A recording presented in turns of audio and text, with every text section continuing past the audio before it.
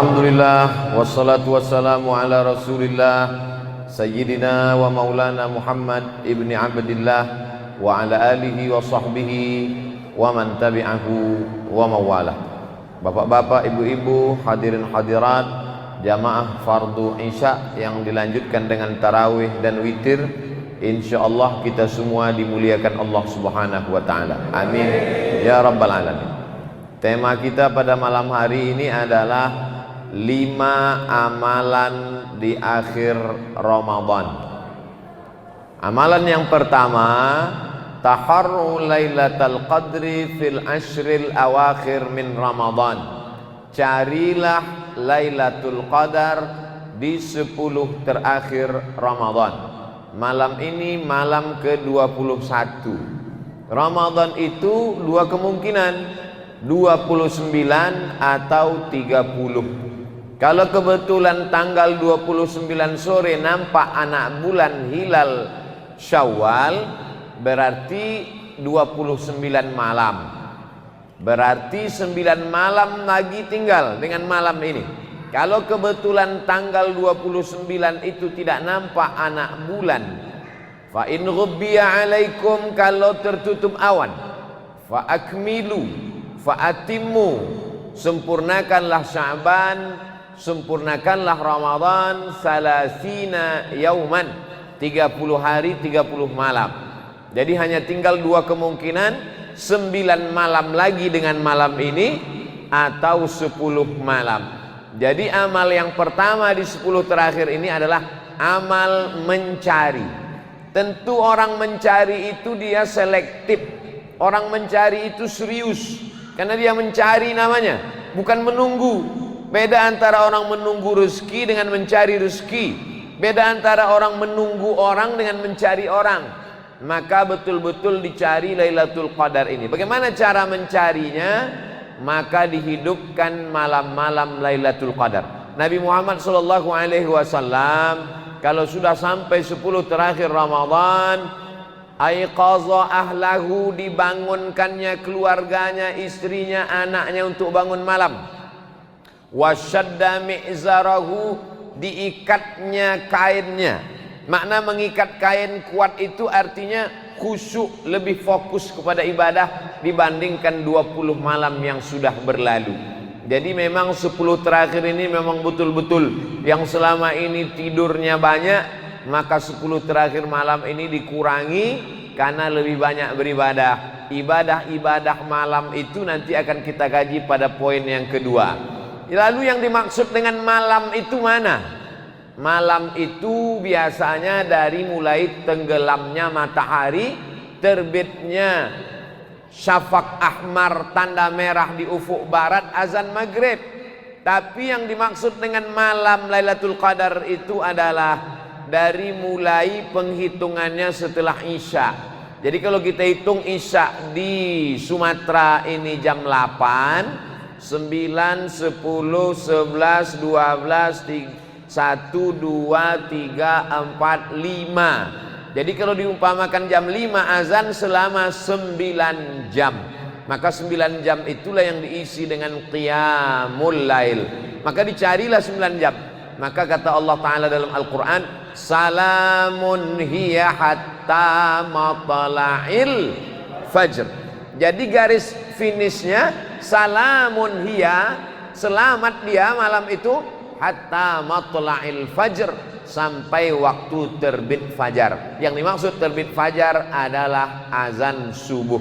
Jadi kalau ada orang mengatakan Nabi Muhammad SAW membagi malamnya menjadi 3, perbanyaklah beribadah di 1/3 malam, maka tinggal bagi saja 9 bagi 3, 9, 10, 11, 12, 1, 2, 3, 4, 5. Jadi yang dimaksud dengan 1/3 itu adalah 9, 10, 11. Yang dimaksud dengan 1/3 malam itu adalah 12, 1, 2. Jadi kenapa Nabi itu mudah bangun malam? Karena dia tidurnya di awal waktu. Kalau beribadahnya habis Isya, tidak pakai tidur, namanya qiyamul lail. tegak di waktu malam. Tapi kalau habis isya tidur, melawan ngantuk, itu bahasa Arabnya tahajjada ya tahajjadu, tahajjudan, tahajud. Wa minal laili, dan dari sebagian malam, fatahajjad, lawanlah tidurmu, lawanlah kantukmu. Di kota Makkah dua-dua dilaksanakan. Habis sholat isya tarawih. Tarawih itu qiyamul lail. Kenapa disebut tarawih? Karena setelah 4 rakaat duduk beristirahat lama, panjang. Di tempat kita habis 2 rakaat duduk sebentar. Tapi setelah 4 rakaat ada baca doa Al-Khalifatul Awal Abu Bakrin Siddiq radhiyallahu an. Duduk sejenak bertasbih, berselawat, berzikir, mengingat Allah. Lalu kemudian setelah itu barulah dia tegak lagi. Maka ini semua ibadah-ibadah yang bernilai man qama, siapa yang menegakkan malam. Orang lain malamnya berbaring, menempelkan tulang belakangnya, tengkuknya ke atas bantal, tapi dia man qama, tegak. Ramadan, imanan, karena iman kepada Allah, wahtisaban, karena mengharapkan balasan dari Allah, ghufira lahu ma taqaddama min dzambih, maka diampunkan Allah dosa-dosanya yang lalu. Kalau dia bangun setelah tidur, namanya tahajud. Kalau dia tidak tidur, namanya qiyamul lail. Maka kita disuruh untuk qiyamul lail. Malam-malam ini dihidupkan, bahkan tidak tidur sama sekali. Bahkan orang-orang soleh itu memang dari mulai isya sampailah subuh. Dan di Indonesia ada beberapa masjid yang melaksanakan qiyamul lail dari isya sampai subuh. Ada yang setengah Al-Quran 15 juz, bahkan ada yang 1 juz selama 8 jam. Potong, makan, sahur, zikir, baca Quran, dan istirahat sejenak. Jadi amalan yang pertama adalah amalan mencari. Mencari itu bukan amalan Pak Ustadz. Amalan itu kan sholat, zikir, baca Quran. Mencari itu amalan. Mencari ilmu amalan. Man kharaja fi talabil ilmi, siapa yang keluar rumah berniat menuntut ilmu, fahuwa fi sabilillah, maka dia sama seperti orang yang berjihad fi sabilillah hatta yarji'a, sampai dia pulang ke rumah. Maka mencari maklumat, mencari ulama, mencari habaib, mencari pengetahuan, mencari tempat ibadah, mencari waktu-waktu yang baik, mencari ini adalah juga ibadah. Ini poin yang pertama. Yang kedua, apa ibadah-ibadah waktu qiyamul lail itu? Qiyamul lail umum, qiyam tegak. Orang yang tegak tak tidur, orang berbaring bisa tidur, orang duduk bisa tidur. Kalau orang tegak tertidur, lututnya akan bengkok, pasti dia jatuh. Berapa banyak jamaah saking kenyang perutnya tarawih tertidur waktu tegak, jatuh dia. Maka ketika orang qiyam tegak, maknanya dia malam itu tidak diisi dengan tidur. Lalu diisi dengan apa? Malam 9 malam dalam 21, 22, 23, 24, 25, 26, 27, 28, 29 ini. Yang pertama diisi dengan solat sunnat. Solat isya berjamaah, habis isya ba'diyah, habis ba'diyah tarawih, habis tarawih kemudian witir, lalu kemudian pulang ke rumah, nanti bangun malam solat sunat wudhu, habis solat sunat wudhu solat sunat taubat, habis solat sunat taubat solat sunat tahajud, habis tahajud kemudian solat sunat witir. Tidak lagi witir karena udah witir habis tarawih tadi. La witrani, tak boleh 2 kali witir fi lailatin, dalam 1 malam. Tak boleh 2 kali witir dalam 1 malam. Tadi sudah solat witir, masjid kita sudah solat witir tadi.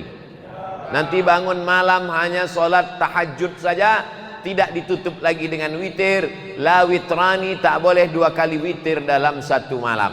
Jadi malam ini diisi dengan solat. Kemudian setelah solat membaca Al-Quran. Idealnya malam ini kita masuk baca juz 21. Tapi ada jamaah malah sudah khatam 2 kali. Tapi ada yang belum bergerak dari juz 1. Nah, inilah kesempatannya untuk mengejar supaya malam-malamnya itu buka Quran. Yang tak bisa buka Quran, buka handphone. Download aplikasi Quran digital di Play Store. Tidak ada halangan. Saya payah bawa-bawa Quran ke sana kemari, masukkan dalam handphone. Nanti kalau handphone saya ada Qurannya, payah masuk WC. Boleh bawa handphone yang dalamnya ada Quran digital masuk WC dengan syarat handphonenya gelap, tidak dalam keadaan hidup. Kalau hidup tak boleh. Tak boleh sampai handphone hidup ada tulisannya zalikal kitabul la raiba fih masuk ke dalam WC, tak boleh. Tapi kalau dimatikan gelap dia boleh. Sama juga macam kepala kita ini. Kepala kita ini walaupun tak 30 juz tapi juz 30 kan ada di sini. Kalau kita masuk ke toilet kan kita bawa kepala kita ini. Boleh. Tak perlu kepala ini kita tinggalkan di pintu lalu masuk kita ke dalam. Itu dalil untuk mengatakan Quran yang ada di dalam handphone boleh dibawa karena dia tidak dalam keadaan hidup. Maka bacalah Al-Quran terus hatamkan. Target mesti khatam. Masih ada 9 malam untuk diisi dengan Al-Quran. Duduk satu juz, 1 jam 1 juz, 2 jam 2 juz, 3 jam 3 juz. Berarti kalau 3 juz malam ini, 10 malam lagi, insya Allah yang belum memulai baca Quran, start malam ini, insya Allah sebelum malam takbiran sudah khatam, insya Allah. Amin. Yang tak bilang amin, diaminkan Allah SWT, diaminkan para malaikat, dikabulkan Allah Ta'ala doa-doanya. Lalu kemudian amalnya sholat sunat. Setelah sholat sunat baca Quran. Wabil ashari hum yastaghfirun, memperbanyak istighfar. Astaghfirullahalazim, lebih panjang. Astaghfirullahalazim alladzi la ilaha illa huwal hayyul qayyum wa atubu ilaih. Lebih panjang. Allahumma anta rabbi la ilaha illa anta khalaqtani wa ana 'abduka wa ana 'ala 'ahdika wa wa'dika ma stata'tu a'udzubika min syarri ma sana'tu abu'u laka bi ni'matika 'alayya wa abu'u bi dhanbi faghfirli fa innahu la yaghfiru dzunuba illa anta. Man lazimal istighfar, siapa yang memperbanyak istighfar, ja'alallahu lahu min kulli dhiqin makhraja, setiap kesempitan hidupnya diberikan Allah kelapangan. Wa min kulli hammin faraja, setiap kesempitannya diberikan Allah jalan. Wa razaqahu min haitsu la yahtasib, diberi Allah rezeki dari jalan yang tak disangka-sangka. Subhanallah wa bihamdihi subhanallahil azim, subhanallah wa bihamdihi subhanallahil azim, subhanallah wa bihamdihi subhanallahil azim. Kalimatani, 2 kalimat, khafifatani 'alal lisan, ringan di lidah, tsaqilatani fil mizan, memberatkan timbangan mizan pada hari kiamat, habibatani ilar rahman, disukai dicintai Allah. Subhanallah wa bihamdihi subhanallahil azim, subhanallah wa bihamdihi subhanallahil azim. Bagi yang belum punya tasbih, malam ini berzikir tak usah pakai tasbih. Jadi sahabat Nabi dulu, orang kalangan salaf kan belum ada tasbih. Bagaimana cara mereka berzikir? Diambilnya tali, diingkatnya pakai simpul-simpul, simpul itulah yang dia petik sebagai tasbih. Jadi malam ini balik dari sini ambil tali jemuran, buatlah simpul-simpul untuk berzikir, bertasbih. Subhanallah, subhanallah, subhanallah, subhanallah, alhamdulillah, alhamdulillah, Allahu akbar. Salawat.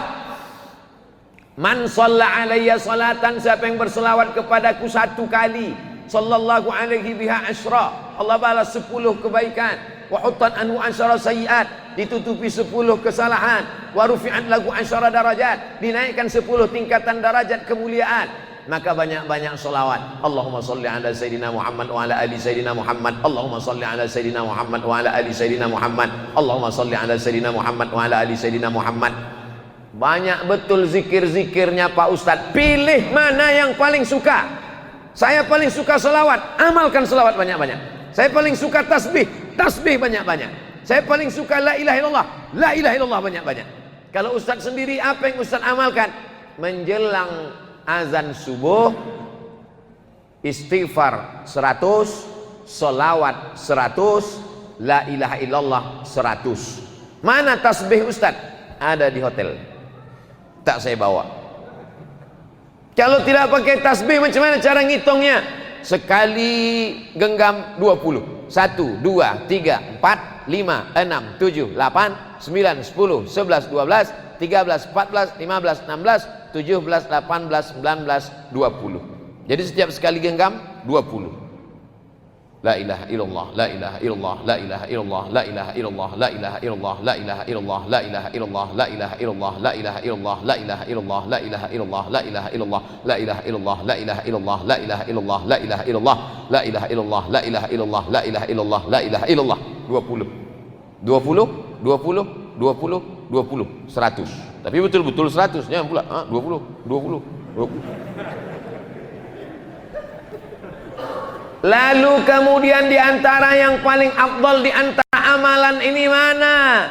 Sesuai dengan kemampuan. Yang sanggup sholat sunat, tegak, ruku, sujud, tegak, ruku, sujud, tegak, ruku, sujud. Abdullah punya ayah namanya Ahmad bin Hambal, dikenal dengan Imam Hambali. Wahai Imam Hambali, kau punya anak laki-laki namanya Abdullah. Abdullah ditanya orang, kau punya ayah namanya Imam Hambali. Betul. Ayahmu itu ulama. Betul. Dia kalau malam siang berapa rakaat sholatnya? Salasami'ati rakaat, 300 rakaat. Coba hitung berapa rakaat kita. Sholat isya 4, ba'diyah 2, tarawih 20, 26 tambah 3 baru 29. Tahiyatul masjid 31, baru 31 rakaat udah merasa yakin masuk VVIP. Ahmad bin Hanbal 300 rakaat sholatnya sehari semalam. Ada lagi imam namanya Zainal. Zainal artinya perhiasan, Abidin ahli ibadah. Zainal Abidin perhiasan ahli ibadah. Dia punya nama lain Sajjad, sujud. Orang yang banyak sujud namanya Imam Sajjad. Nama dia Ali, nama ayahnya Husain, nama atuknya Ali. Ali bin Husain bin Ali Zainal Abidin, Imam As-Sajjad. Kenapa disebut dia Sajjad? Sehari semalam sujudnya 1000 kali. Begitu disebutkan dalam kitab Syiar A'lam An-Nubala. Jadi coba kita hitung-hitung sujud kita sudah berapa kali. Kalau sujud apakah sujud kita sudah khusyuk? Kalau khusyuk apakah sujud kita sudah lama? Kalau lama tasbihnya apakah sudah tepat? Jangan-jangan kita sujud itu macam menghembus-hembus saja ke bawah. Padahal ada bunyinya. Subhana rabbiyal a'la wa bihamdih, subhana rabbiyal a'la wa bihamdih, subhana rabbiyal a'la wa bihamdih. Ini bulan untuk kita perhatikan ibadah kita. Amalan yang pertama mencari, amalan yang kedua mengisi. Diisi dengan apa? Salat sunat. Diisi dengan apa? Zikir, tasbih, tahmid, takbir, istighfar dan salawat. Diisi dengan apa? Diisi dengan tegak, muhasabah, merenung. Aku ini akan kemana? Sedang berada di mana? Kalau aku mati yang aku bawa ini apa? Ini yang penting, karena ajal bukanlah pulsa yang bisa diisi ulang. Kalaulah ajal itu pulsa bisa diisi ulang, berapa banyak orang-orang kaya bisa menambah umurnya. Makin canggih rumah sakit, makin hebat dokter spesialis, ternyata angka kematian makin tinggi. Maka kesempatan kita untuk mengambil meraih amal-amal soleh hanya tinggal 9 malam saja lagi, Bapak Ibu yang dimuliakan Allah Subhanahu wa ta'ala. Amal yang ketiga, amal yang ketiga adalah membayar zakat fitrah. Membayar zakat fitrah sudah bisa dimulai pada akhir-akhir malam Ramadan ini. Menurut mazhab Maliki dibayar 2-3 hari sebelum Idul Fitri. Menurut mazhab Syafi'i sudah bisa dibayar sekarang. Mau pakai beras silakan bayar pakai beras, ikut timbangan mazhab Syafi'i dalam kitab Al-Makayil wal Mawazin Asy-Syar'iyyah 2,40. Tapi kata Kementerian Agama 2,5, ikut Kementerian Agama. Tapi kata kiai saya 2,7, ikut kiai kamu. Bingung saya Pak Ustadz, genapkan 3 kilo. Jangan berhitung-hitung sama Allah. Nanti Allah berhitung-hitung sama kita, dikasihnya napas kita setengah, baru kita tahu berapalah itu seon 2 on. Kenapa kita berhitung sama Allah? Kalau kita tidak berhitung sama Allah, Allah pun tak akan pernah berhitung kepada kita. Saya malas bawa beras ke masjid, bayar pakai duit menurut mazhab Hanafi, tapi beratnya ikut berat mazhab Hanafi. Berapa berat satu sok menurut mazhab Hanafi? Satu sok itu beratnya 3,25, 3 kilo 25 gram. Sumbernya Al-Makayil wal Mawazin Asy-Syar'iyyah. Penulisnya Syekh Profesor Dr. Ali Jum'ah, mantan mufti Mesir, ulama besar Al-Azhar, masih hidup sampai sekarang. 3,25 gram beras. Beras apa? Beras yang paling enak, yang kau makan paling nyaman, paling lezat, paling sedap, paling kenyang. Itulah yang kau bayarkan untuk zakat fitrah. Jangan makan beras enak untuk bayar zakat fitrah beras raskin. Kau sembunyikan, pengurus masjid tak tahu. Beras raskin dicuci pakai pemutih. Banyak orang mati disebabkan pemutih. Diperiksa ususnya putih gara-gara pemutih pakaian dicucikan ke beras. Pembohong, penipu tukang beras. Kalau ada tukang beras yang sakit hati, berarti dia penipu. Kalau dia jujur, tak akan tersinggung dia dengar ceramah saya. Maka ini semua adalah tanggung jawab kita di hadapan Allah Subhanahu wa taala. Faradha Rasulullah sallallahu alaihi wasallam shadaqatal fitri. Nabi mewajibkan zakat fitrah sa'an min tamrin. Satu sa'. Satu sa' itu berapa Pak Ustadz? 4 mud. Satu mud itu berapa Pak Ustadz? Macam-macam menurut mazhab Syafi'i, Hanafi, Hambali, Maliki. Sudah saya sampaikan. Ikut mazhab Syafi'i 2,4. Ikut mazhab Hanafi 3,25. Yang jadi masalah, dia bayar pakai duit, tapi timbangannya timbangan mazhab Syafi'i. Ini talfiknya kacau balau. Kalau mau bayar pakai beras, pakai timbangan mazhab Syafi'i. Tapi kalau mau bayar pakai duit, pakai timbangan mazhab Hanafi. Ustadz sendiri bayar zakat fitrah pakai apa? Saya dari sejak pulang dari Maroko 2008 Ramadan sampai 2021 ini, alhamdulillah insyaallah membayar zakat fitrah pakai beras. Tapi saya tak menyalahkan yang bayar pakai duit. Untuk zaman sekarang mana yang afdal Pak Ustadz? Pakai beras apa pakai duit? Zaman dulu pakai gandum. Gandum bisa dibarter dengan kain. Gandum bisa dibarter dengan minyak. Gandum bisa dibarter dengan ayam. Sekarang kalau ada fakir miskin, di rumahnya ada beras 3 karung, beras itu dijualnya lagi supaya dapat duit. Maka kata Syekh Ali Jum'ah dalam kitab Al-Bayan lima yushghilul azhan, zaman sekarang afdal bayar zakat fitrah pakai duit. Kenapa? Karena orang kaya kalau berasnya banyak, tak bisa beras itu dipikulnya ke mall untuk beli celana. Maka pasti beras itu dijualnya murah. Ujung-ujungnya dia mau mencari duit. Langsung saja bayar pakai duit. Tapi beratnya menurut mazhab Hanafi. Yang mau bayar pakai beras, beli beras ke warung, masukkan ke plastik hitam 10 bungkus. Anak saya, istri saya, cucu saya, menantu saya, ponakan saya, tetangga saya. Bagus bayarkan orang.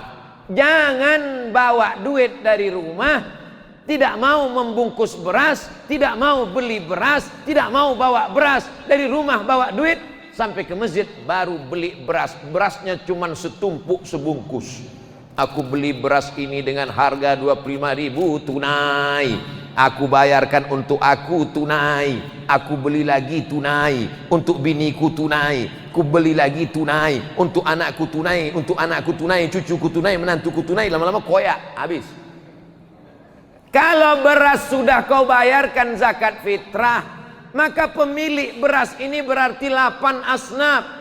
Innamas sadaqatu lil fuqara wal masakin wal amilina 'alaiha wal mu'allafati qulubuhum wa fir riqab wal gharimin wa fi sabilillah wa ibnis sabil.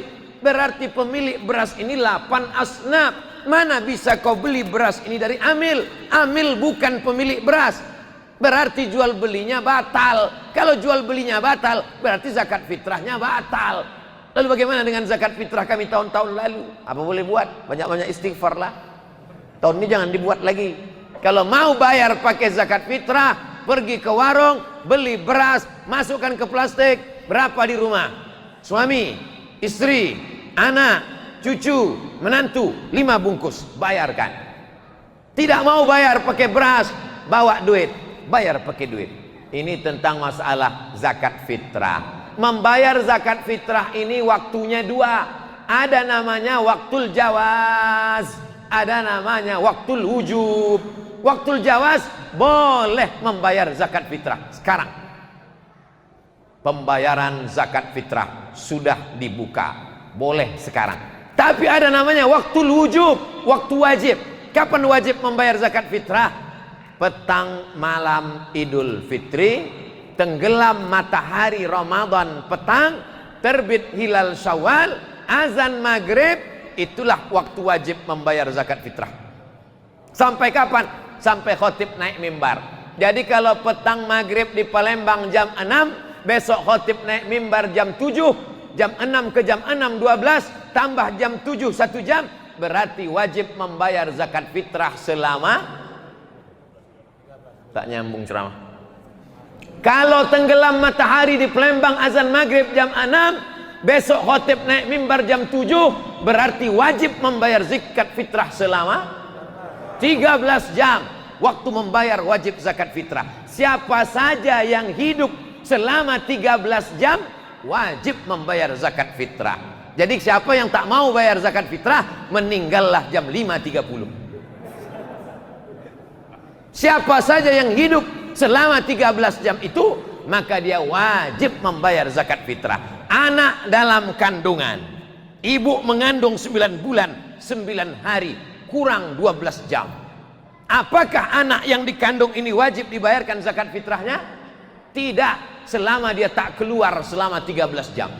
Bagi siapa yang tak mau bayarkan zakat fitrah anak, bisikkan ke dia, jangan kau keluar selama 13 jam ini. Mau lahir dia maghrib tuh, stay on my perut, besoklah kau keluar. Begitu khotib naik mimbar, Allahu Akbar, Allahu Akbar, alhamdulillah, tak jadi bayar zakat fitrah. Bagaimana kalau ada orang membayar zakat fitrah sekarang, besok 2 hari lagi dibayarnya, pas terakhir Ramadan jam 5 sore meninggal dia, apakah zakat fitrahnya itu dimintanya balik? Tidak. Bagus, sudah terbayar sebagai sedekah, mudah-mudahan menjadi amal jariah, mengalir pahalanya, dimakan fakir miskin, ikut melapangkan kuburnya, terang alam barzahnya. Ini semua adalah amalan-amalan kebaikan. Amal ketiga, 10 terakhir Ramadan, membayar zakat fitrah. Amal yang keempat, walitukmilul iddata, sempurnakanlah bilangannya. Bagaimana cara menyempurnakan bilangannya? Maka ditengoklah ke awan pakai teropong. Harga teropongnya 50 juta, dipasang di atas gedung paling tinggi di kota. Sejak dibeli sampai sekarang tak pernah nampak anak bulan. Asal dipasang teropong yang nampak gaji 13 untuk menengok anak bulan. Nama anak bulan itu hilal. Kalau nampak anak bulan berarti besok hari raya. Tak nampak anak bulan berarti Ramadan sempurnakan 30 hari. Dalilnya mana? Sumu li ru'yatih, berpuasalah kamu ketika menengok anak bulan. Waftiru li ru'yatih, berhari rayalah kamu ketika menengok anak bulan. Fa in ghubbiya alaikum, kalau tertutup awan, fa atimmu fa akmilu Ramadan 30 yauman, sempurnakanlah Sya'ban, sempurnakanlah Ramadan 30 hari. Simple, sederhana. Saya tak punya alat teropong, saya juga mata tak tajam, maka saya tinggal ikut keputusan Komisi Fatwa Majelis Ulama Indonesia. Lalu kemudian Majelis Ulama Indonesia melapor ke Kementerian Agama, malam-malam diumumkan berdasarkan penampakan bulan sore tadi oleh saksi-saksi tersumpah. Saksi di seluruh Indonesia disumpah oleh Kementerian Agama. Wallahi, tallahi, billahi. Saksinya itu anak muda, matanya masih terang. Saksinya itu jujur dan amanah. Saksinya itu sudah tersumpah. Wallahi, tallahi, billahi. Tidak boleh saksinya orang tua yang matanya kabur, belum disumpah. Karena banyak mengaku menengok anak bulan, setelah ditengok-tengok rupanya bulu matanya jatuh. Nampaknya anak bulan, anak bulan. Kok hilang bulu mata jatuh? Jadi betul-betul saksi tersumpah mengaku dia ke Komisi Fatwa, lalu presentasi Kementerian Agama, namanya sidang isbat, maka ditetapkanlah besok masuk 1 Syawal. Ini pun ibadah. Walitukmilul iddata, ibadah yang terakhir yang kelima, walitukabirullah, bertakbir memuliakan Allah. Allahu Akbar, Allahu Akbar, Allahu Akbar, la ilaha illallah, wallahu akbar, Allahu Akbar, walillahil hamd. Menetes air mata. Kau menangis terkenang emakmu? Tidak. Ayah kau tidak. Kenapa menangis? Tak bisa balik. Mudik tak bisa. Tanggal 6 sampai 17 dilarang terbang. Maka saya pulang ke Pekanbaru tanggal 5 sebelum dilarang. Kalau sampai tanggal 5 tak terbang, berarti hari raya saya di Palembang. Tak bisa terbang. Jangan tepuk tangan pula. Allahu Akbar. Nah, takut pula saya diaminkan jamaah. Saya sudah ada jadwal di Pekanbaru, khutbah di Masjid Nurus Salam, Jalan Taman Sari. Ini semua adalah janji Allah Subhanahu wa taala.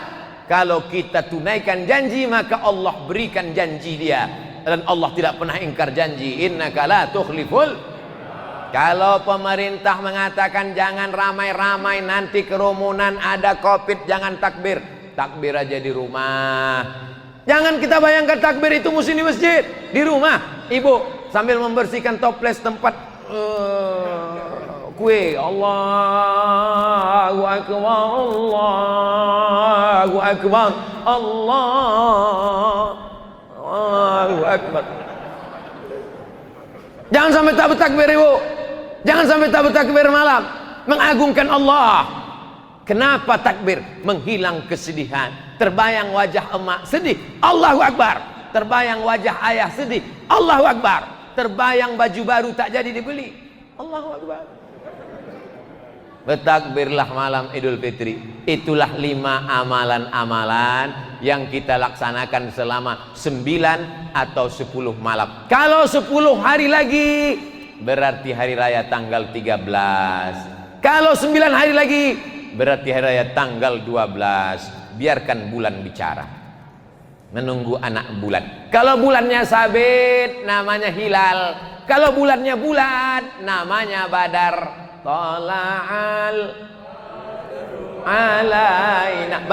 Badar bulan purnama. Tapi kalau bulan sabit namanya hilal. Yang terbit di akhir Ramadan itu nanti badar apa hilal? Hilal. Maka suami ibu yang namanya hilal, simpan-simpanlah di rumah. Soalnya dia dicari-cari orang 10 hari lagi. Hilal, Badar sudah jadi nama orang Indonesia. Pak Hilaluddin sama Badarudin.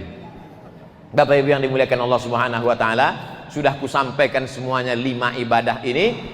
Kalau sampai umur kita, insya Allah dapat pahala amal soleh. Andai tak sampai, kita niatkan malam ini, niat mencari Lailatul Qadar, niat mengisi malam-malam Ramadan, niat untuk membayar zakat fitrah, niat untuk menyempurnakan Ramadan, niat untuk bertakbir di malam akhir, ujung, puncak, finish, maka itu pun juga sampai. Walaupun kita besok mati, walaupun sedang ceramah ini saya mati, yang 5 itu tetap dapat karena sudah niat baik. Innamal a'malu binniyat. Itulah yang dapat saya sampaikan pada kesempatan kali ini. Yang baik datang dari Allah, yang tak baik dari hamba Allah yang dhaif.